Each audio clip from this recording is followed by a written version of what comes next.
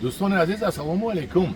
امروز 11 می سال 2026 قرار داریم در دهه چهارباغ ناحیه ورزو در زیر درخت توت مو، یعنی گروه انگور مبو. این توت مظفری باید باشد. این ولی کم پخته است ولی پزت از اینم بهترین میشه. چی گفتنی هستم؟ کدامی از شما در دهات زندگانی کند و در خانه اش در حواله‌اش بیرون از دروازه اش و دیگر جاش یک درخت توتی خوردنی نداشته باشد، این کمبودی بسیار کلان است. حتما در هر یک خانه، در هر دهات، در هر یک خانه یک توت باید باشد که فرزندان و پدر و مادرش، خشتابورش از وی توت برخوردار شوند. توت میوه‌ای هست که در جهان از همه بامزه‌تر است. این میوه‌ای که توت ما رو ببینید، این ببینید چقدر بامزه. طول یک هفته من نبودم اینجا، اومده خیلی خورده رفتم این توت رو.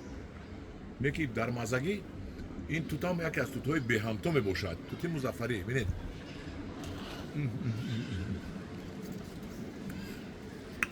ببینید من دستتون میچسبد. من این رنگی که الکی توت پختگش رو رنگش رو نشان دادم شما. برای چی مظفری؟ من نمیدونستم. از سمرقند با من صبح جان که رسمش رو کرد، گفت که از همین توت با من یو از افغانستان از کجا گفتم نمو دوره میرو من اینو پیوندش رو از ناحیه همدانی آوردم و یو باشن از شوراباد آورده بود است. انا این پختگی این چی و اصل چی؟ از این توت من سال آینده با فروش میبرم خدا خواهد. از این توت از این توت میبرم، از توت سفید میبرم، توت سیاه میبرم، توت دراز بود خیک 50 دونه 60 دونه 10 دونه 20 دونه شود خدا خواهد نصیب باشد میبریم. من میگم دوران عزیز حتما هر یک خاندان در دهات باید توت باشد.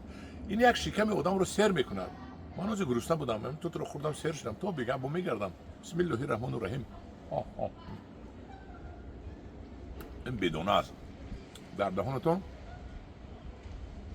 آب میشد، نفع با زبانتون میجیخید تمام. باور نمیکنید.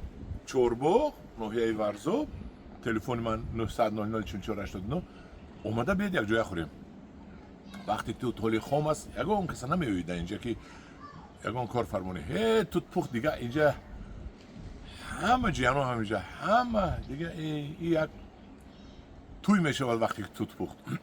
هم دیوران عزیز نوری من مخول باشد یک لایک مونید همین خوشتون بیاد یک جیقت لایک رو تمام در پانه خدا باشید.